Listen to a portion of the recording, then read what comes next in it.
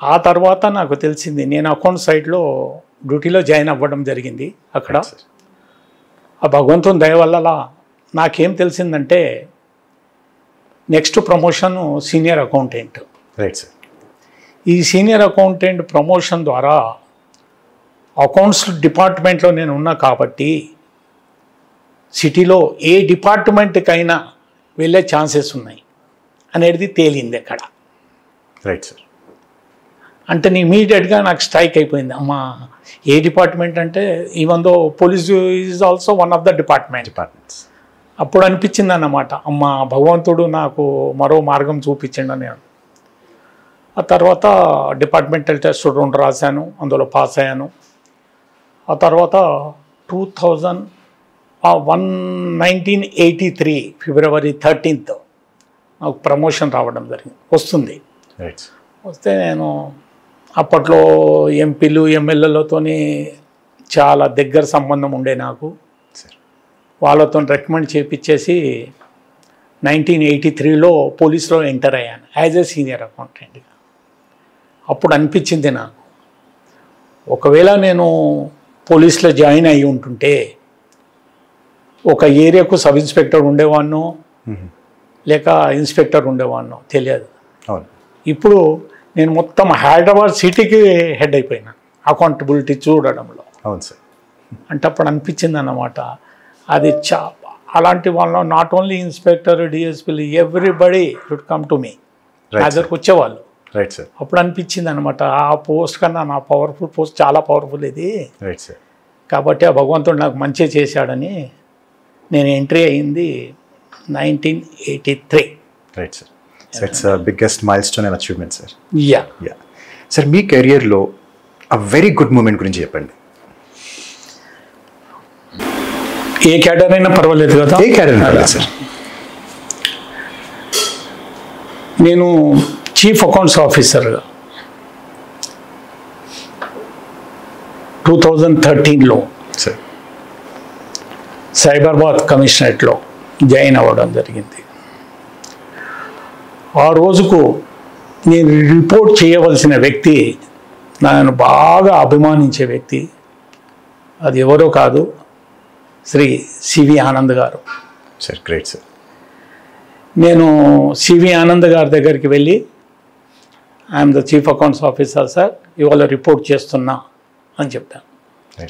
చెప్తేనే నాకు కాస్త ఇట్లా 2-3 సార్లు కిందికి మీదికి చూశారు. మీరు ఇంత బర్డన్ చేయగలరా, మీరు చెప్పగలరా అని చాలా డైరెక్ట్ క్వశ్చన్ వేయడం జరిగింది. నేను చెప్పాను, ఆల్రెడీ నాకు మోర్ దెన్ 25 years సర్వీస్ ఉంది సార్ ఇక్కడ పోలీసులోనే. నేను మీతో కూడా గతంలో పని చేశాను, తప్పితే డైరెక్ట్ మీతో చేయలే, ఇదే ఫస్ట్ టైము. కాబట్టి బాగుంటుంది నేను చెప్తే సారు ఎస్ అగ్రీడ్ అని నాకు రిపోర్ట్కు పర్మిషన్ ఇచ్చారు.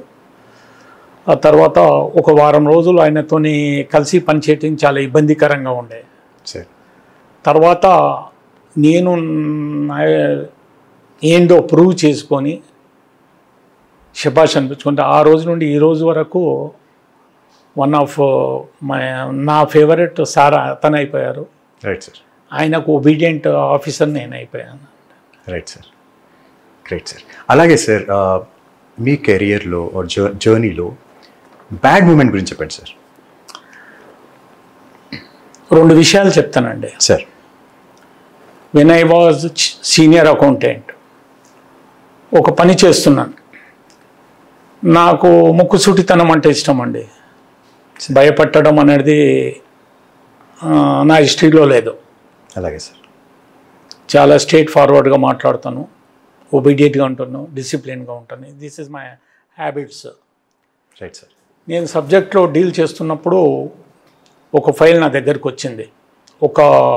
ఆ రోజుల్లో డిప్యూటీ కమిషనర్ ఆఫ్ పోలీస్ అన్న పేరు చెప్తే బాగుండదు సార్. ఓకే పర్లేదు sir. Deputy commissioner of police నేను అడ్డంగా రాసి పడేసాను ఆ ఫైల్. అడ్డంగా రాసి పడేసి ఆయన ఏదేదో కావాలంటే కుదరదు అని చెప్పాను నేను. సార్. ఆయనకు ఆఫ్టర్ ఆల్ నేను చిన్న పిల్లగానివి, నువ్వు నాకు రాదని రాస్తావా ఒక ఐపీఎస్ ఆఫీసర్కో అని ఆ రోజుల్లో టిఎస్ రావు అని కమిషనర్ ఉండేవారు. Right sir.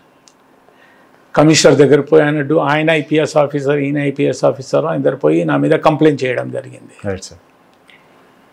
కంప్లైంట్ చేస్తేనే who is that fellow, who is mister that fellow, call him అన్నాడు కమిషనర్. Right sir. నాకు కాల్ హిమ్ అంటేనే నేను నా కానిస్టేబుల్తో అడిగిన, ఎవరు ఉన్నారు ఆయన దగ్గర, నన్ను పిలుస్తున్నారు, ఎవరు ఉన్నారంటే పలానా వ్యక్తి ఉన్నాడంటే నాకు డౌట్ వచ్చేసింది. Right sir. అయితే along with me entire rules and regulation సంకన పెట్టుకొని కమిషనర్ దగ్గరికి వెళ్ళాను. Right sir. What is your name? I'm sorry sir, I'm Narasimharao sir, senior accountant sir. How dare you అన్నాడు. ఏంటి ఇదంతా డేర్ నీకు? ఒక ఐపీఎస్ ఆఫీసర్ బిల్లు నువ్వు రిటర్న్ చేస్తావా? ఎంత ధైర్యం నీకు అన్న. సార్ రూల్స్ ఉన్నాయి సార్, నేను ఇంప్లిమెంట్ చేశాను, రాశాను.